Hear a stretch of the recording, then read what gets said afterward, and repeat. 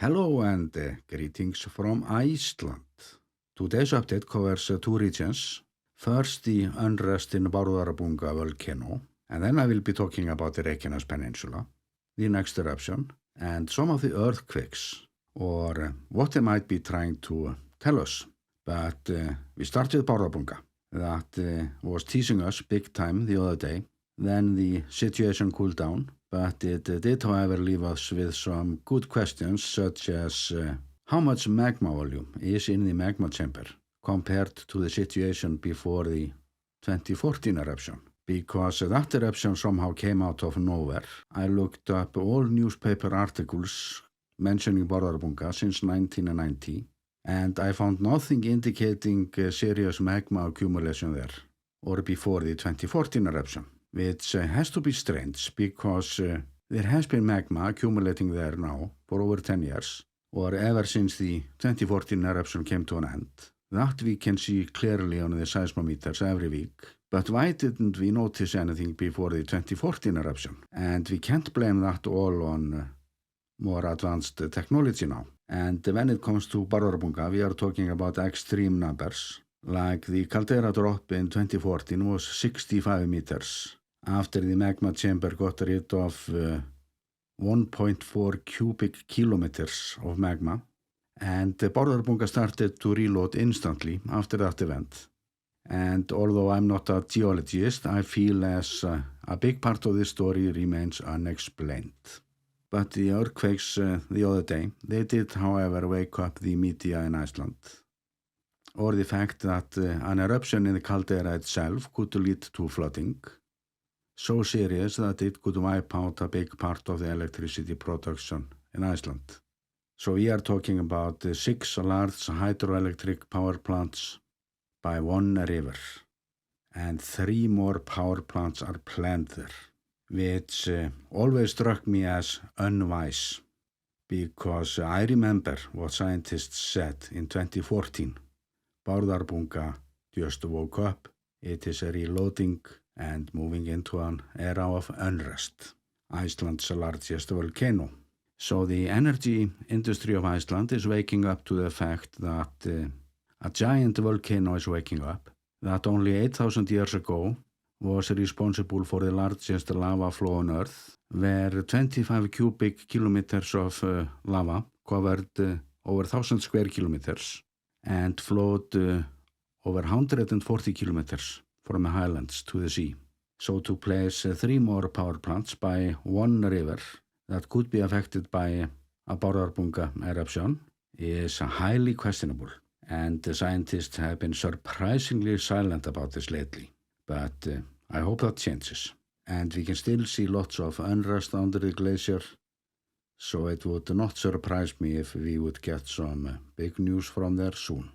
Although it looks as we will get big news first from the Reykjanes Peninsula. And I have 2 separate stories from there today. So I'm going to talk about the eruption we are waiting for before I talk about the ongoing earthquakes. And we are going through a process now that we know quite well. And the magma volume is now close to what it was before the last eruption. So things are heating up a bit.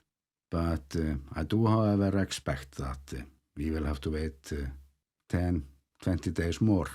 So I'm going to keep my cool until the fire comes up, and even do a short trip to the Reykjanes Peninsula to get the before footage. And what is generally expected is a copy-paste scenario from the last eruption. I feel as the next eruption will come up at the same location, where the lava has found its easiest paths. We don't even get earthquakes before eruptions now. And as I mentioned before, there is a greater risk of losing the Blue Lagoon and the power plant under lava than the town itself. And the lava berms, they have been prepared lately for the next lava runoff. They have been built even higher, and according to the news today, they are almost ready to deal with whatever we have to deal with this time. And since I'm documenting all this for a larger project, and have already all this footage, I want to film the lava berms before the next eruption. And I will be taking off any day now. Just have to finish a few other tasks here in the north. And there are actually other earthquakes on the Reykjanes Peninsula going on now. So I've been watching the seismometers closely for days now. And this new earthquake pattern is not a total surprise. It follows the plate boundaries where they run along the peninsula. And it's here where the thickest land mass is, where we get the largest earthquakes, or over magnitude 6 every 50 years or so. And the big one is overdue. So whenever we see movements around there, like this week, we tend to raise our eyebrows and say, what next? Should we get ready for the big one? I actually doubt so, although there is always room for surprises on the Reykjanes Peninsula. But the thing is that the complete peninsula is shaking these days, and actually all the way up to the West Iceland branch of the plate boundaries. So we have lots of unusual activity there. And I'm not sure if we can connect that to the magma chamber that is slowly and surely filling up by Svartsengi. Like the most recent earthquake swarm is under a mountain we call Vífilsfell, close by the volcano Hengill.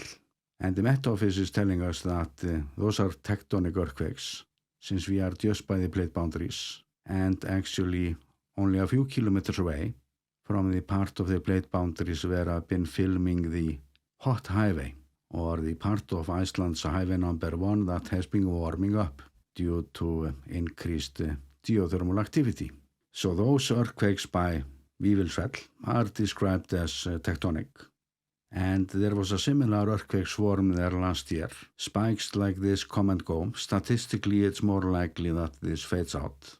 But it would not surprise me, though, if something would snap, since things are overall quite sensitive there on the peninsula. And I tend to look at those spikes on the earthquake plot as a little vision into the future. Where are the weak spots? And this time, all the usual suspects appear, especially by the Lake Klefarvatn and the nearby valley, Móhálsadalur.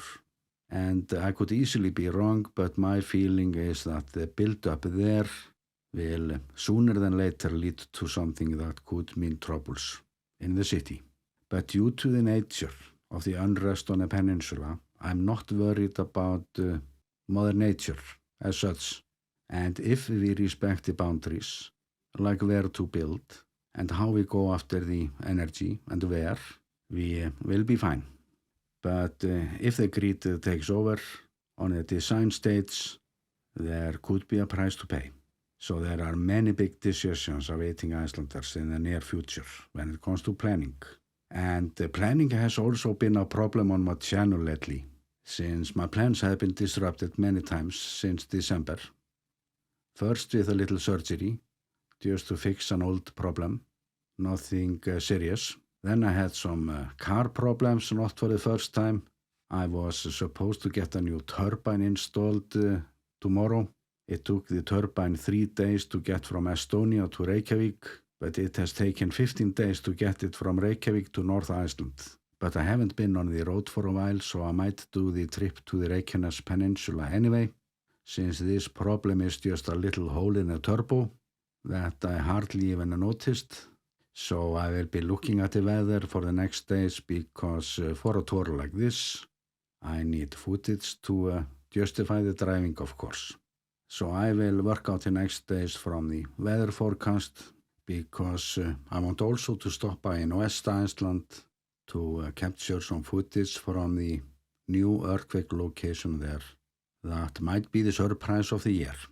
And with that, I'm sending you best regards from the volcano island, Iceland.